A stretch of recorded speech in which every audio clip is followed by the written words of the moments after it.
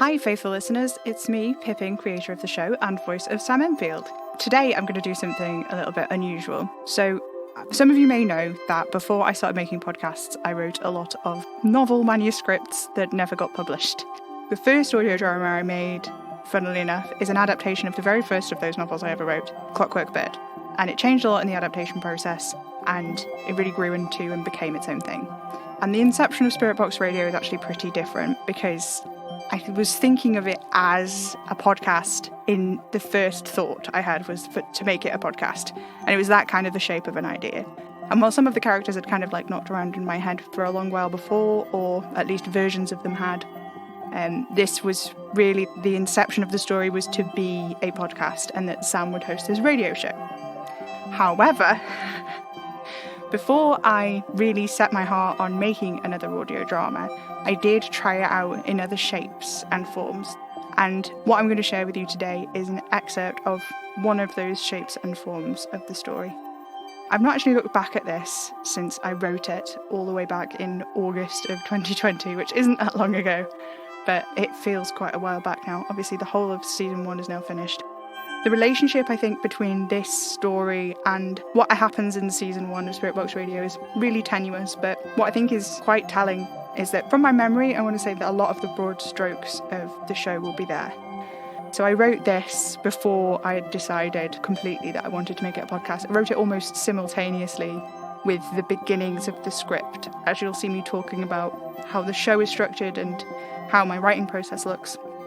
You'll know that I sort of start with an overview of the whole thing and the ideas of how I want people to feel at the end of it before diving in, and I kind of write backwards, if that makes sense. Like, I don't start at the end writing and write my way back, but I start planning at the end and build the story around those themes and ideas that I have in mind. Other themes and ideas emerge as I go on, but yeah. I'm just going to stop when it gets to a nice point to stop, I guess, because I think this is quite short, really. Because I decided pretty quickly that it was definitely going to be a podcast. I was definitely going to make it, and I wasn't going to write it as a novel, so it got dismissed. So it's about 5,000 words to my memory. It's called The Everyday Exorcist, which was a possible title for the show before I settled on just Spirit Box Radio. The reason I changed it and I decided on Spirit Box Radio rather than The Everyday Exorcist was because of a few changes that happened, which really affected how relevant of a title that was. Now I will stop rambling and read you an excerpt from this story, without further ado.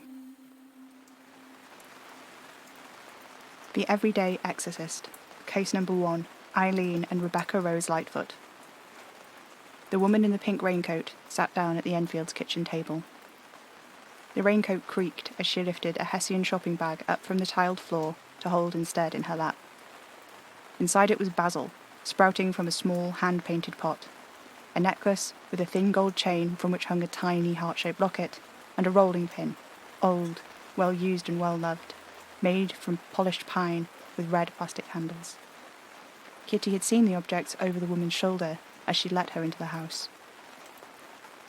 As with all her brother's clients, she didn't let her in through the front door, but through the gate on the side, down the little alley between their house and the one next door, past the bins, under the slowly keeling trellis archway into the garden, held up only by a thick, dark ivy which bound it to the fence and the house.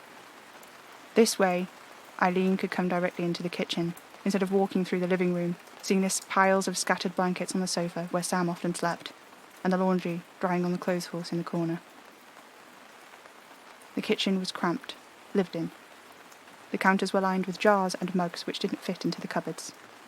Sam had a little plant on the windowsill, and a few seedlings were emerging from the dark soil, their edges already beginning to curl and dry. The woman, Eileen Lightfoot, was sitting at the table, which was slightly too big for the room. It was usually pushed up against the floral wallpaper, used mostly for chopping vegetables for dinner, more than anything else, but when Sam had clients, Kitty would pull it out, cover the old wood with a tablecloth. It was a navy cotton, worn soft with age, embroidered with stars and constellations whose stitched-in names were mostly illegible. Some of Sam's clients would trace them anxiously as they waited, but Eileen Lightfoot simply sat, holding her bag with both hands and staring down into it. "I'm sorry to come so early. My train got in before I expected. Running on schedule, can you imagine?" Eileen's voice was straining to sound upbeat, but didn't quite manage it. She looked washed out, the roots of her peroxide hair showing brunette shot through with soft grey. The creased blouse under her pink raincoat looked expensive, but she had done one of the buttons up incorrectly, so it sat awkwardly over the turquoise top she had on underneath. Her boots looked expensive too, and shone with careful polish everywhere except the toes. Kitty took a sip of her beer. "He'll be down in a minute," she said, distinctly hoping this was true. She glanced at the kettle. "Do you, want a cup of tea or something?" "No, thank you." Eileen straightened her coat and it creaked again. "A glass of water, perhaps?" Kitty grabbed a glass from the shelf above the collection of plastic bottles of squash crammed into the corner and filled it with water from the tap.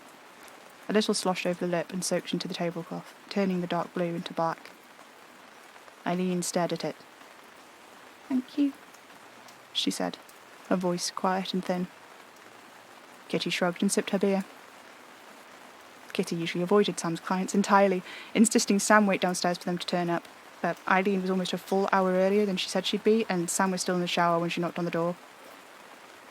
"This isn't what I was expecting," said Eileen. "You can leave if you like," said Kitty. Eileen pursed her lips. "I'll stay." Kitty shrugged again and went to swig some more of her beer, but found the bottle was empty. She chucked it into the recycling bin, where it clinked loudly against the others. The kitchen door creaked. Sam's hair was damp from the shower, tousled, messy, and left uncombed. His cable-knit jumper was too big for him, hanging past his wrists, so only the very tips of his fingers showed. "Eileen," he said.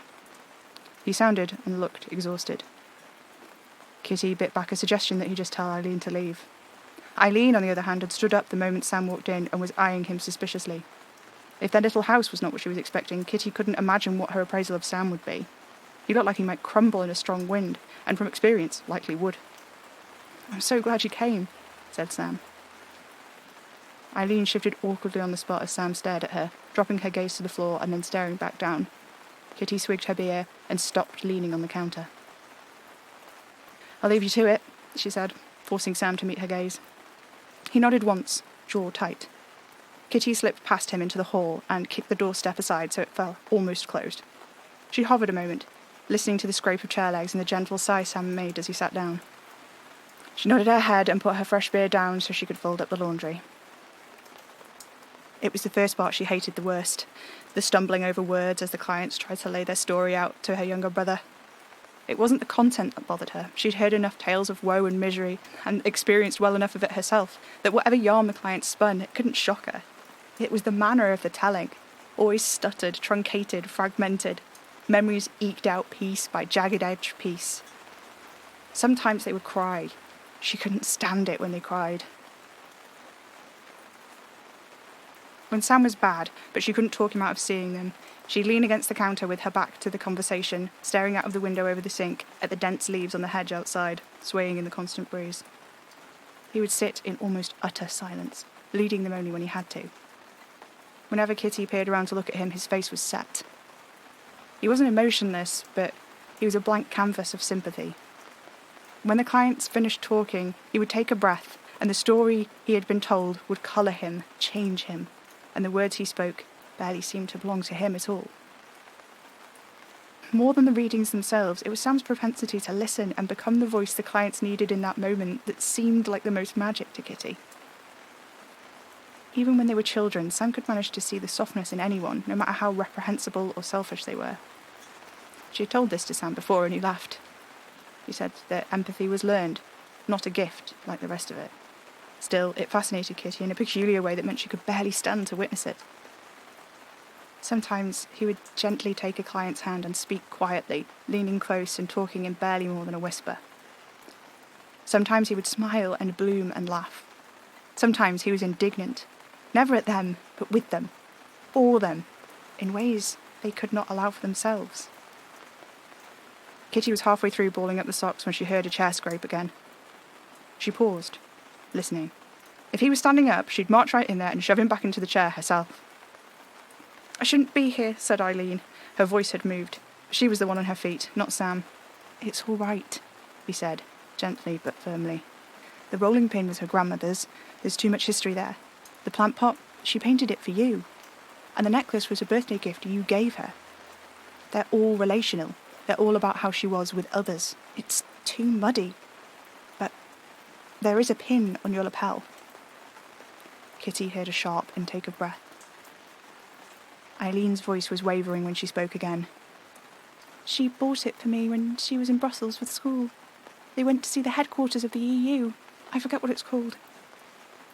She thought it was beautiful, and she wanted it for herself, but she felt guilty.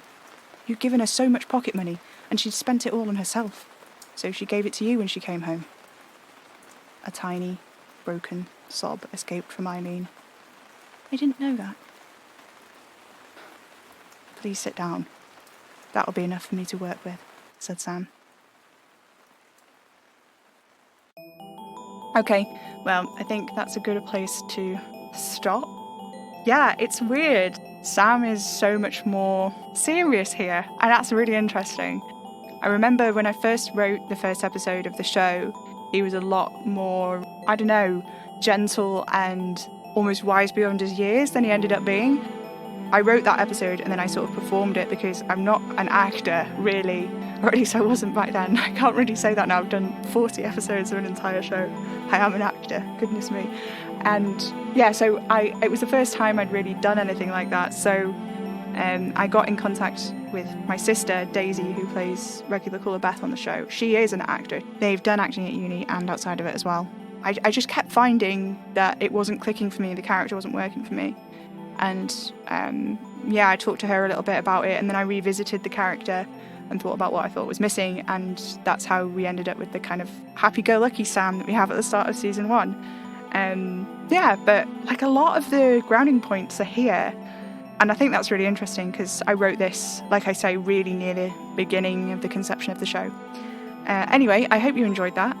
Next week I will be back and I will have some announcements for you next week, which is exciting.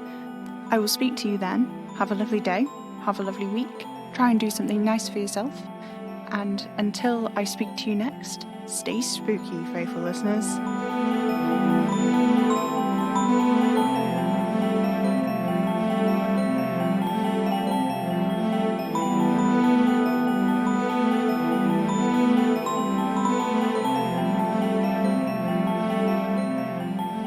Tune in, get spooky.